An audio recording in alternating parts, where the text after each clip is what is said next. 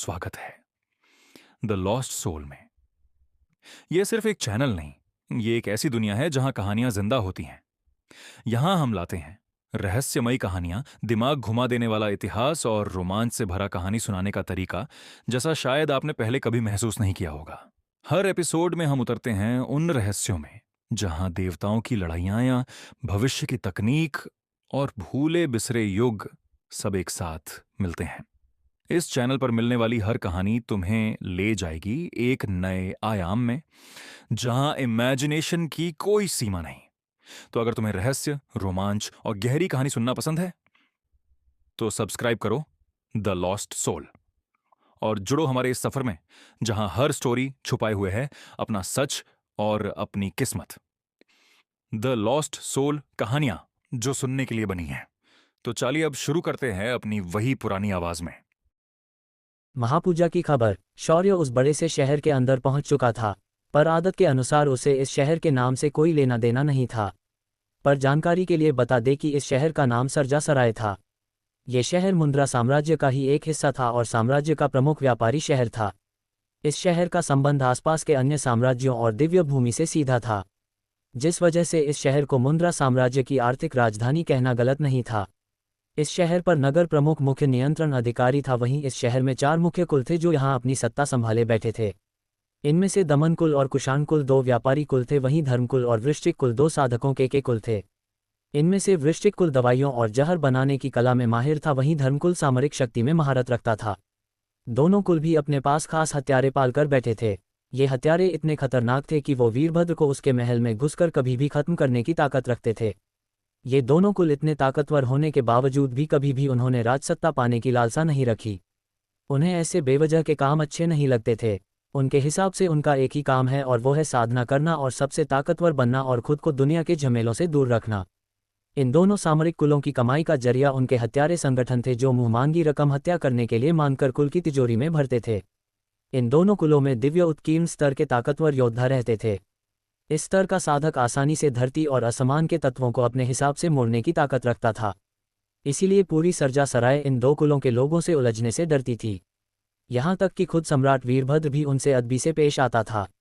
ऐसे खतरनाक लोगों को पालने वाला सरजा सराय छोटा शहर थोड़े ही हो सकता है। पर यहाँ आते ही शौर्य ने दमन कुल जैसे प्रमुख 4 कुल में से एक से पंगा ले रखा था। भले दमन कुल व्यापारी कुल था, पर फिर भी उनका वृश्चिक कुल और धर्म कुल से काफी घना संबंध था। इसीलिए दमन कुल इन 2 कुल के लोगों के दम पर पूरे मुंद्रा साम्राज्य में अपनी धौंस दिखाता था। शौर्य और शेरा भोजनालय में बैठकर अपना भोजन खत्म कर देते हैं। खाने का पैसा चुकाने के बाद शौर्य पास ही बने विश्राम गृह में रात को रुकने के लिए कमरा ले लेता है और आराम करने के लिए कमरे में चला जाता है। तभी सिस्टम, जो काफी देर से शांत बैठी थी, अचानक बोल पड़ी, होस्ट, मैंने आपके शरीर में एक अजीब ऊर्जा को महसूस किया है। पता नहीं ये कैसी ऊर्जा है, पर यह आपके शरीर में सुबह के मुकाबले अधिक बढ़ चुकी है।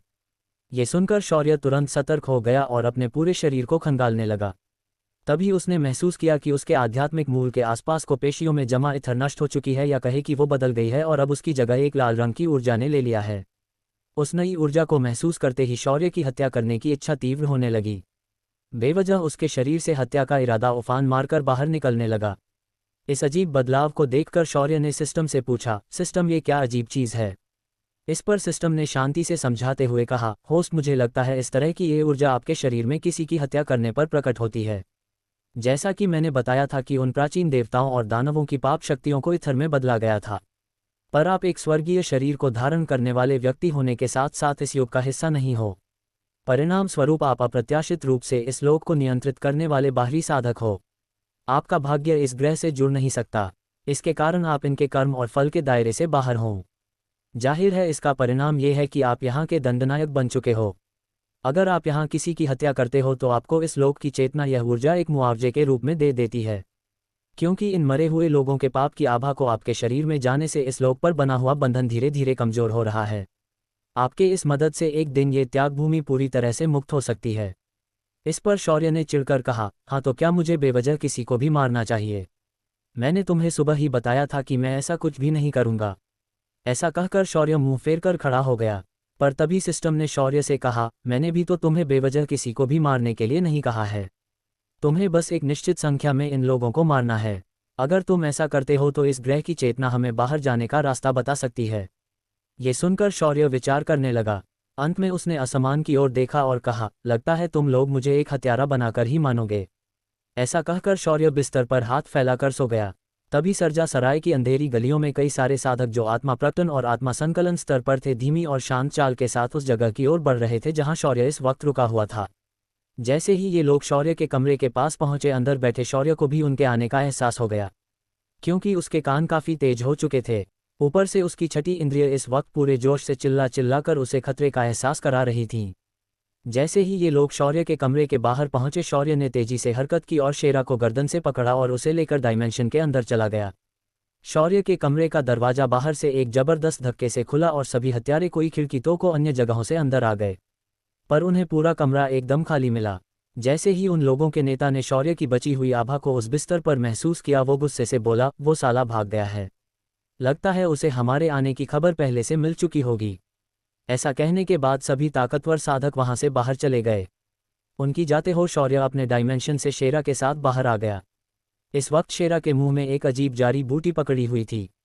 उसने एक नज़र शौर्य को देखा और उस जड़ी बूटी को एक झटके में निगल लिया। वैसे भी शौर्य के डायमेंशन में अभी तक कोई खास बदलाव नहीं हुए थे। इसका कारण एकदम आसान था कि इस ग्रह पर भी इथर ऊर्जा ही मौजूद थी। जाहिर है इसके कारण यहाँ आने के बाद क्रंदन जैसे हालात नहीं हुए। दूसरी ओर शौर्य अपने कानों से उन हत्यारों को दूर जाते हुए महसूस करके चिंता में पड़ गया था। उसने तुरंत मन बना लिया कि वो अपनी ताकत को जल्द से जल्द बढ़ाएगा। उसने सीधा वापस खुद को डायमेंशन के अंदर भेज लिया, पर इस वक्त शेरा को कमरे के अंदर रख दिया। डायमेंशन में आते ही शौर्य ने साधना की मुद्रा धारण की और अपनी खास साधना तकनीक के मदद से डायमेंशन की इथर को शरीर में सोखने की प्रक्रिया को शुरू कर दिया। असीमित इथर ऊर्जा किसी बाढ़ के पानी की तरह शौर्य के शरीर में जाने लगी। शौर्य की नासेंट सोल जिसे उसने कल्टीवेट किया था वो इस साधना की वजह से वापस प्रकट होने लगी। यहाँ आने के बाद ये नासेंट सोल गुरुत्वबल के कारण शौर्य के ऊर्जा केंद्र में दब गई थी, यानी शौर्य के मुख्य आत्मा के अंदर समा गई थी, क्योंकि शौर्य के का पूरा शरीर ही ऊर्जा का स्रोत था। जैसे ही उसकी नासेंट सोल बाहर आ गई, शौर्य की आत्मिक ऊर्जा संचारित हो गई और शौर्य आत्मा स्थापन क्षेत्र में प्रवेश कर गया। पर शौर्य यही नहीं रुका और इथर ऊर्जा को घनीभूत करके उस आत्मा शरीर में भरने लगा। धीरे आत्मिक ऊर्जा से पूर्ण शौर्य का ये आत्मा शरीर अधिक सघन होने लगा।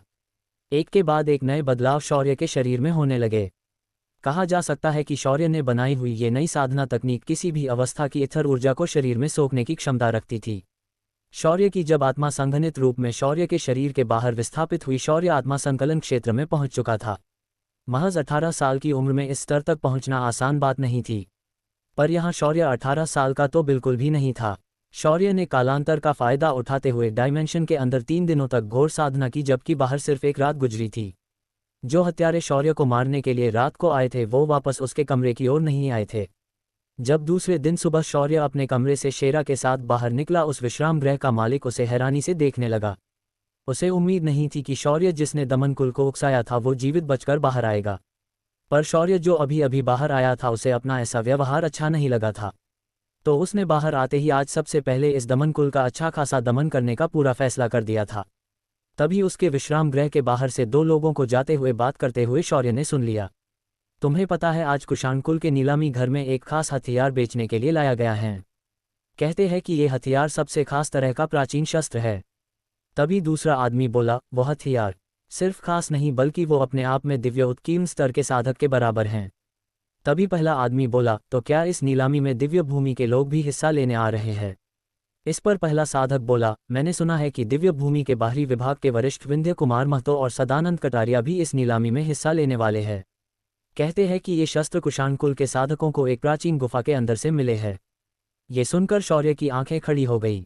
शौर्य को ऐसे हथियार से कोई लेना देना नहीं था, पर यहाँ दिव्य भूमि के वरिष्ठों से मिलने का मौका उसे मिलने वाला था, वो बहुत जरूरी बात थी। शौर्य ने आज इस नीलामी में जाने का फैसला कर लिया। शौर्य उस दिन वापस सुबह सुबह शहर के सड़कों पर दिखाई दिया। जब शौर्य को वापस दमन कुल के लोगों ने देखा तो उन्होंने अपने लोगों को तुरंत आगाह कर दिया और शौर्य का छुपकर पीछा करने लगे। शौर्य इनसे अच्छी तरह वाकिफ हो गया था, पर उसने उनके इस हरकत पर आज कोई प्रतिक्रिया नहीं दी, क्योंकि अब वो एक आत्मा विस्थापन स्तर का साधक बन चुका था, तो वो इनसे कभी भी निपटने की क्षमता रखता था। ऊपर से शौर्य का जुगाड़ू दिमाग अपनी पुरानी शक्तियों को वापस इस्तेमाल करने की क्षमता रखता था। शौर्य की शक्तियां यहाँ के लोगों से कई गुना अधिक प्रगत और उन्नत थी, जिनके दम पर शौर्य अपने पे आ जाए तो आसानी से एक स्तर या 2 स्टार ऊंचे साधक के साथ भिड़ने के लिए तैयार हो चुका था। क्योंकि आत्मा संकलन स्तर को पार करने से शौर्य का आत्मिक बल काफी बढ़ चुका था, जिसकी वजह से शौर्य कुछ हद तक अपनी मानसिक ताकतों को अपने स्तर पर इस्तेमाल कर सकता था, जबकि इस शक्ति का इस्तेमाल दिव्य उत्कीर्ण स्तर का साधक ही कर सकता था।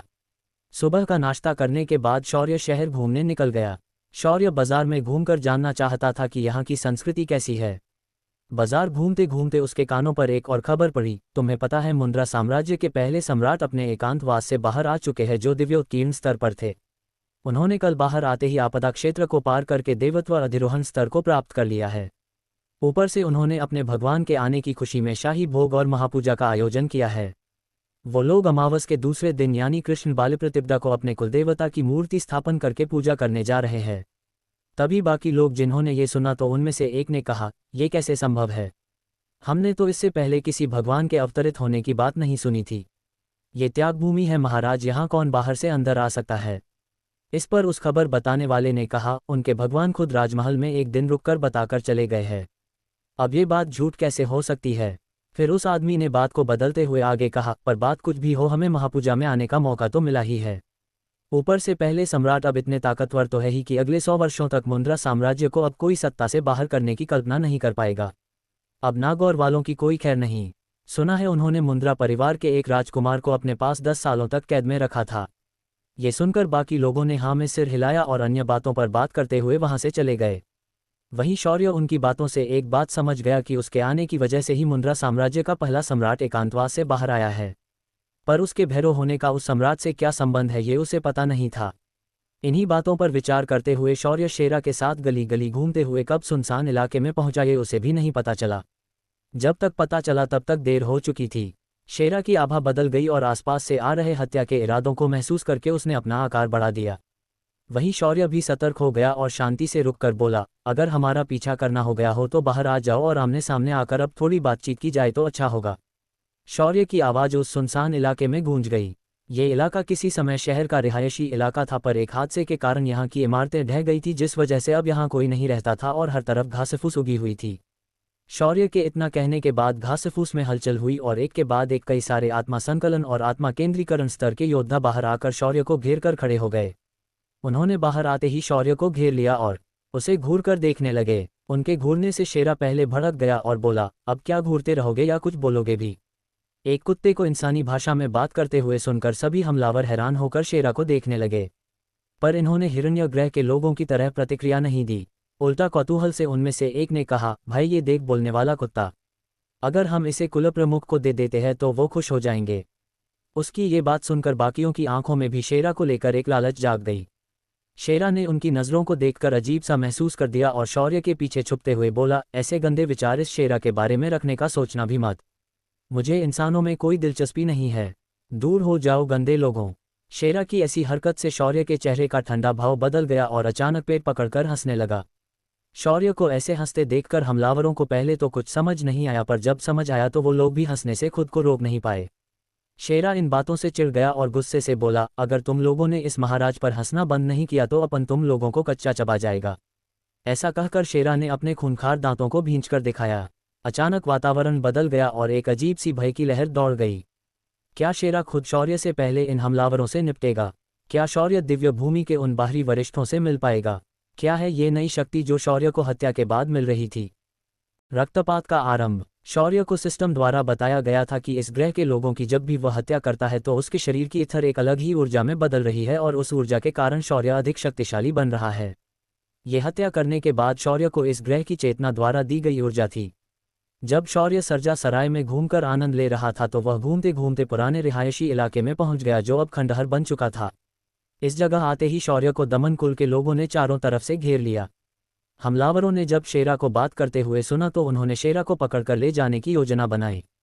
उनके इस इरादे को शेरा ने समझा और उसे गुस्सा आ गया, जिसकी वजह से शेरा भड़क गया और उसके शरीर की भय की आभा पूरे वातावरण में फैल गई। शौर्य की शक्तियों से जुड़ जाने की वजह से शेरा भी शौर्य के समान ताकत रखता था। अगले ही पल शेरा ने अपना अक्राल विकराल रूप प्रकट करते किया और उसका आकार भयानक तरीके से बदल गया। अपने सामने इस विशाल कुत्ते को देखकर अब हमलावरों को डर लगने लगा। ऊपर से शेरा की भय की आभा बहुत दमनकारी लग रही थी। शेरा के मुंह से गुर्राने की आवाज आने लगी और हमलावर अब कांपने लगे। शौर्य ने शेरा को आगे बढ़ते देखा तो खुद 2 कदम पीछे हट गया और हाथ बांधकर हमलावरों की हो रही फजीती देखने लगा। शेरा ने भी अब इन पर दया दिखाने के बारे में नहीं सोचा और आक्रामक मुद्रा धारण करके अपने नुकीले दांतों को चमकाते हुए उन पर कूद गया। शेरा के पंजे किसी शेर की तरह बढ़ गए थे। उसके एक एक बार में हमलावर जख्मी होकर दूर जाकर गिरने लगे। पलक झपकते ही शेरा ने सभी को बुरी तरह घायल कर दिया। उसके बाद अपनी जुबान को होंठों पर फेरते हुए उनकी ओर बढ़ने लगा। तभी एक जख्मी हमलावर तुरंत अपने जेब से एक बत्ती निकालता है और आसमान की ओर करके उसे उड़ा देता है। उस बत्ती से लाल रंग की रोशनी निकली और आसमान में जाकर फट गई। शौर्य ने जब इसे देखा तो वो समझ गया कि इसने अपने बाकी साथियों को बुलाया है। पर शौर्य ने इसे होने से नहीं रोका क्योंकि अब वो ठान चुका था कि इस दमनकुल को वो खत्म करके ही रहेगा। क्योंकि शौर्य ने जितने मौके दमनकुल को दिए थे उतने मौके तो उसने किसी और को आज तक नहीं दिए थे। शेरा की आंखें भी तीखी भी हो गई और उसने अगले ही पल उन सभी घायल हमलावरों को अपने मुंह से फाड़कर निगलना शुरू कर दिया। देखते ही देखते शेरा ने सभी साधकों को निगल लिया। जब सब कुछ साफ हो गया तो शेरा ने एक भारी डकार मारी, पर उसी वक्त शौर्य के शरीर में बड़ी इथर ऊर्जा बदलने लगी। उसके आध्यात्मिक मूल के आसपास की इथर ऊर्जा हल्के लाल रंग में बदलने लगी और एक खूनी आभा शौर्य को महसूस होने लगी। साथ ही उसका साधना स्तर भी धीरे से बढ़ गया। जब शौर्य ने देखा कि शेरा द्वारा भी अगर इन्हें मार दिया जाता है तो भी उसे ये अजीब ऊर्जा प्राप्त होती है तो उसकी आंखें चमक गई। शौर्य इस बात की खुशी मनाता उससे पहले ही आसपास 100 से भी अधिक काले साए प्रकट हो गए। पर जब यदि साए यहाँ प्रकट हो गए तो उनकी आंखें सामने के नज़ारे को देखकर अचानक कांप उठी। पर शेरा जिसने अभी अभी रक्तपान किया था वो अब लड़ने के मूड में नहीं लग रहा था। उसने पीछे छलांग लगाई और शौर्य के पीछे खड़ा हो गया, मानो वो हमलावरों से कह रहा हो कि अगला राउंड उसका ये साथी लड़ेगा। शौर्य को भी शेरा की हरकत देखकर अच्छा नहीं लगा, पर मुसीबत के समय छोटी बातों पर ध्यान नहीं देना चाहिए, ऐसा सोचकर शौर्य हाथ पीछे बांधकर 2 कदम आगे बढ़ गया। उसने चारों ओर नजर फैलाई और पूछा, क्या तुम लोग भी दमनकुल के लोग हो? शौर्य के इस सवाल पर अभी अभी आई लोगों का नेता अकड़ के साथ बोला, वैसे मरने वाले को हम ये बताते तो नहीं है, पर हमारे मरे हुए साथियों के खातिर हम बता देते हैं कि हम दमनकुल के लोग ही हैं। हमारे कुल का अपमान जो तुमने किया है उसका प्रतिशोध अब बस तुम्हारी मौत से ही हो सकता है, इसीलिए मरने के लिए तैयार हो जाओ। ऐसा कहकर उस नेता ने अपनी तलवार को बाहर निकाला। उसकी हरकत पीएफ बाकी लोगों ने भी अपने अपने हथियार निकाल लिए और आक्रमण की मुद्रा में खड़े हो गए। शौर्य ने शांति से सिर हिलाया और कहा, मुझे अपनी पहचान बताने के लिए धन्यवाद, क्योंकि ये तुम लोगों के आखिरी शब्द हो सकते हैं। इसके साथ ही शौर्य की आभा बदलने लगी। शौर्य का खून और शरीर धीरे धीरे गर्म होने लगा और उसके शरीर से एक गहरी आभा फुट पड़ी। वो असल में तो आत्मा संकलन स्तर की थी, पर शौर्य के पीछे उभरी भैरों की परछाई उससे भी अधिक ताकतवर महसूस हो रही थी। शौर्य के पास इस ग्रह के हिसाब से लड़ने के लिए फिलहाल कोई हथियार नहीं थे, जिस वजह से उसने अपने हाथों को ही हथियार बना लिया था। शौर्य ने बॉक्सिंग मुद्रा धारण की और अपने पैरों के पंजों पर धीरे धीरे उछलने लगा। उसका टी शर्ट उसके शरीर से चिपकने लगा था, क्योंकि जैसे जैसे शौर्य हलचल कर रहा था उसका शरीर धीरे धीरे बड़ा हो रहा था। जब हमलावरों ने शौर्य की ऐसी अजीब हरकतें देखी तो उन्हें मन ही मन हंसी आई, पर अपने काम पर ध्यान देते हुए अपने हथियारों से शौर्य पर हर तरफ से हमला कर दिया। शौर्य किसी कमान से निकले तीर की तरह अपनी जगह से गायब हो गया और अपने ऊपर हुए सभी हमलों को उसने आसानी से छका दिया। अगले ही पल शौर्य ने बिना रुके अपने पास पहुंचे एक एक हमलावर पर अपने मुख को कोहनी और घुटनों से वार कर दिया। एक स्वर्गीय शरीर को धारण करने वाले का यह हमला इतना घातक होता है कि उसके एक एक मुक्के में वो दुश्मन की हड्डियां और पसलियों का चूरमा बना सकता है। दुश्मन के अगली टुकड़ी को धूल चटाने के बाद शौर्य किसी भेड़िए की तरह उनकी अगली टुकड़ी की तरफ बढ़ गया। लेकिन इस बार शौर्य ने अपने हाथों को मुक्के की जगह सपाट तरीके से रख लिया था। उसकी हथेलियां खुली थी और किसी तलवार की तरह फैली हुई थी। शौर्य ने अपने हाथों के चारों तरफ इथर ऊर्जा की परत चढ़ाई थी जो एक धारदार शस्त्र की तरह नजर आ रही थी। शौर्य ने अपने हाथों को अजीब दिशा में घुमाना शुरू कर दिया और खचाखच की आवाज के साथ शौर्य ने अपने सामने आए लोगों के हाथ पैर काटकर शरीर से अलग कर दिया। हर तरफ खून और मांस के चिथड़े उड़ा दिए गए थे। ऊपर से शौर्य का शरीर भी खून से सन गया था। कुछ ही पलों में शौर्य दुश्मन के खून से नहा चुका था। उसकी आभा भी और उग्र और ठंडी होते जा रही थी। शौर्य जितना इन्हें मारता उसके हमले उतने ही अधिक घातक हुए जा रहे थे। अब तक शौर्य ने लगभग 40 से अधिक लोगों को काट कर रख दिया था और वो अभी रुक नहीं था। शौर्य को अब तीसरी टुकड़ी की ओर बढ़ते देखकर उनका नेता सतर्क हो गया और उसने अपने लोगों को व्यूह रचना बदलने के लिए कह दिया। अगले ही पल वहां हमलावरों के 2 गुट बन गए। इनमें 30 के आसपास संख्या थी। साथ ही नेता ने अपनी तलवार को हवा में उठा लिया। उसके इस हरकत को देखकर बाकियों ने भी तलवार की ऊपर उठाया। अगले ही पल उन सभी के तलवारों में से अजीब सा कंपन निकलना शुरू हो गया। देखते ही देखते आसमान में बादल छा गए और एक अजीब से नाग की प्रतिमा हवा में प्रकट हो गई। ये इन योद्धाओं द्वारा बनाई गई आत्मिक ऊर्जा की आभासी प्रतिमा थी। इस प्रतिमा को देखकर शौर्य ने भी अपनी आभासी भैरव की प्रतिमा का आकार और बढ़ा कर दिया। अगले ही पल वह नाग सीधा भैरव पर हमला करने के लिए आगे बढ़ गया, पर भैरव की आभासी प्रतिमा ने उसे बिल्कुल भी गंभीरता से नहीं लिया और अपनी हथेली को आगे बढ़ाकर उस विशाल नाग की गर्दन को दबोच लिया। कोई कुछ समझ पाता उससे पहले ही वह नाग भैरव की आभासी प्रतिमा के हाथ में टुकड़ों में बिखर गया। शौर्य के इस आत्मिक हमले से वहां मौजूद हमलावरों ने खून की उल्टी कर दी। उनके अंदरूनी अंग भी घायल हो गए और सभी दर्द में सिकुड़ गए। शौर्य ने वापस अपने हाथों को पॉकेट में डाला और चलकर एक लाश के पास पहुंचकर उसकी तलवार को पैर से उठाया। एक हाथ से तलवार को शौर्य ने हाथ में पकड़ा और कुटिल मुस्कान के साथ एक नज़र आसपास देखने के बाद जगह से गायब हो गया। शौर्य जब वापस सभी को दिखाई दिया तो वो उनके नेता के पीछे प्रकट हो चुका था। नीरा कुछ समझ पाता उससे पहले ही शौर्य की तलवार उसके हृदय को फाड़कर निकल गई थी। नेता के गिरते ही बाकी हमलावरों का मनोबल तुरंत टूट गया। वो सभी हड़बड़ाकर वहां से भागने की तैयारी करने लगे। शौर्य जो खून से नहा चुका था, चेहरे पर लगे खून को उल्टे हाथ से पोंछते हुए उन्हें घर रहा था। शौर्य को इस वक्त देखने पर लग रहा था जैसे कोई नर्क का दानव बाहर आ गया हो, पर उसके पीछे प्रकट हुए भैरव की प्रतिमा उसके इस रूप को सीधा नकार रही थी। शौर्य ने आज रक्ताभिषेक कर लिया था, पर उसकी रक्त की प्यास अभी बुझी नहीं थी। शौर्य ने अपनी तलवार को सामने की ओर किया और चिल्लाते हुए बोला, आज ये शौर्य तुम्हारे दमन कुल में कितना दम है ये देखना चाहता है। अगर एक बाप की औलाद है तो बुलाओ, जितनों को तुम बुला सकते हो। शौर्य के इस आवाहन को सुनकर भाग रहे हमलावर ठिठक गए और उनमें से एक ने अपने साथी को आंखों से इशारा किया। उस आदमी ने सीधा कमर से एक कागज निकाला और उसे अजीब तरह से मोड़कर एक पंछी में बदल दिया और अपना संदेश उसके अंदर फूंक दिया। शौर्य इसे चुपचाप खड़े होकर देख रहा था। वो भी चाहता था कि इस दमन कुल को अच्छा खासा सबक सिखाया जाए, ताकि कोई और उसके रास्ते वापस परेशानी खड़ी करने ना आए। वह कागज का पक्षी तुरंत हवा में रोशनी की किरण में बदल गया और दमन कुल के निवास की तरफ निकल गया। दूसरी ओर दमन कुल का प्रमुख विजय दमन और मयूर का पिता गुस्से से अपने कक्ष में घूम रहा था। तभी उसके सामने अभी अभी भेजा हुआ वह कागज का पक्षी प्रकट हो जाता है। जैसे ही वह कागज का पक्षी उसके हाथ में आ जाता है, दूसरी तरफ से उसके आदमी की डरी सहमी आवाज सुनाई देती है। उसके अंदर उसके आदमी ने भेजे हुए संदेश को सुनकर उसके माथे पर बल पड़ गया, क्योंकि उस आदमी ने वहां घाटी घटना को संक्षेप में बता दिया था। पर विजय जानता था कि उसके इन योद्धाओं का मरना उसके कुल को कितना कमजोर बना सकता है। विजय के पास अब कोई और रास्ता नहीं था। उसने अपने कमर से एक सोने से बनी मोहर निकाली और अपने नौकर के हाथ देकर बोला, इस मोहर को कुषाण कुल, धर्म कुल और वृश्चिक कुल के पास जाकर दिखाओ और कहो कि उन्हें मैंने पुराने खंडहर में बुलाया है। उस मोहर को लेकर वह नौकर तुरंत तेजी से इन 4 मुख्य कुलों के निवास की तरफ निकल गया।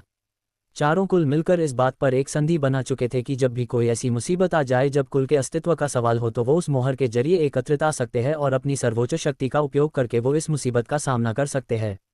विजय भी उसके बाद अपने कक्ष में नहीं रुका और सीधा मयूर के कमरे की तरफ गया।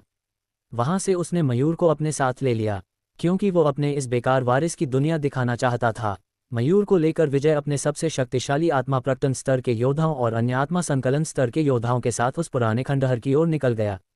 इधर शौर्य ने बचे हाथ 10-12 लोगों को नहीं मारा था, बस उन्हें घायल करके छोड़ दिया था, क्योंकि वो इन्हें विजय दमन के आने के बाद मारना चाहता था। शौर्य कोने में पड़े पत्थर के ऊपर बैठ गया और विजय के आने का इंतजार करने लगा। इंतजार करते करते शौर्य के शरीर का खून भी पूरी तरह सूख गया था। अब उसका शरीर खून की गंध से भर चुका था, पर शौर्य को इस गंध की वजह से और भी अच्छा लगने लगा था। तभी वहां बिजली कड़कने जैसी आवाजें हुई और देखते ही देखते पूरा खंडहर काले लाल बैंगनी कपड़े पहने सिपाहियों से भर गया। यहाँ शौर्य ने 4 दिव्य उत्कीर्ण स्तर के साधकों को महसूस किया। शौर्य उनका स्पष्ट स्तर महसूस नहीं कर सकता था, पर उसकी सिस्टम इतना छोटा काम शौर्य के लिए कर सकती थी। यहाँ आने के बाद से बेचारी इस जगह से बाहर निकलने के रास्ते को ढूंढने में ही बिजी हो गई थी। शौर्य ने जब इन आए हुए 4 लोगों पर नजरें दौड़ाई तो वो थोड़ा चकित हो गया, पर उसने डर नहीं दिखाया, क्योंकि शौर्य को इनसे डर महसूस नहीं हो रहा था। होगा भी क्यों भाई, शौर्य भैरव है। साथ ही इनके साथ आए लोग भी कोई कम स्तर के साधक नहीं थे। शौर्य के शत्रु भी उसके साधना स्तर को अच्छे से जानते थे, इसीलिए आए हुए लोगों में आगे की ओर आत्मा संकलन स्तर के लोग थे तो उनके पीछे आत्मा प्रकटन और उनके पीछे थे दिव्य उत्कीर्ण स्तर के साधक। ये 4 लोग अगर मन करे तो सीधा वीरभद्र को सिंहासन से खींचकर उसकी जगह सत्ता स्थापन कर सकते थे, पर इन्हें साम्राज्य में कोई दिलचस्पी नहीं थी। पर अब ये बात अलग थी कि पहले सम्राट वापस आ गए थे।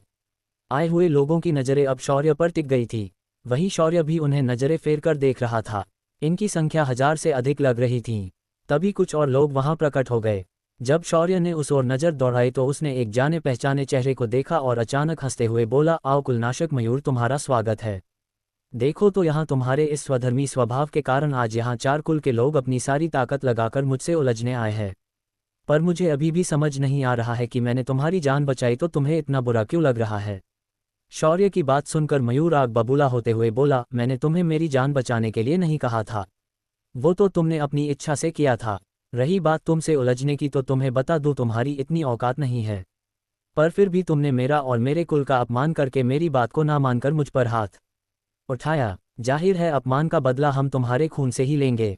शौर्य ने ये सुना तो एक नज़र बाकी कुल के लोगों पर डाली और अनहद पूछा, क्या मुझे ही ये पागल लग रहा है कि तुम्हें भी ये पागल लग रहा है, या तुम पागल हो? शौर्य के सवाल पर वहां खड़े लोगों को समझ नहीं आ रहा था कि क्या जवाब दे। अगर वो कहते कि मयूर पागल है तो भी वो फंस जाते, और अगर नहीं कहते तो वो खुद पागल कहलाते। तभी दिव्य उत्कीर्ण स्तर के साधकों में से एक बूढ़ा आदमी आगे आते हुए बोला, बच्चे अब जो हुआ उसे छोड़ो और यहाँ जो होने वाला है उसकी सोचो। हमें इससे कोई लेना देना नहीं है कि कौन सही है और कौन गलत है। हमारा एक ही उद्देश्य है और वो है तुम्हें जीवित या मृत कैद करना और दमन कुल के हवाले कर देना। उस बूढ़े की बात सुनकर शौर्य उसकी ओर ऐसे देखने लगा जैसे उसने कोई अजूबा देख लिया हो। फिर शौर्य ने नाराजगी से सिर हिलाया और कहा, अगर ऐसी ही बस्त है तो ये भैरव तुम्हें आज ये जरूर समझाना चाहेगा कि किसी को बेवजह उकसाना नहीं चाहिए जिसकी जानकारी हमारे पास ना हो। ऐसा कहते ही शौर्य पत्थर से खड़ा हो गया। एक तलवार चलाने का हल्का कौशल करते हुए उसे अपनी कलाई से घुमाया और झटका देकर सीधा खड़ा हो गया। अगल ही पल तलवार की धार की तरह शौर्य की आभा भी तेज और तर्रार हो गई। क्या यहाँ वापस शौर्य रक्तपात करना चाहता है? क्या इन 1000 लोगों की मौत शौर्य के हाथों लिखी है? क्या शौर्य इनसे बच पाएगा?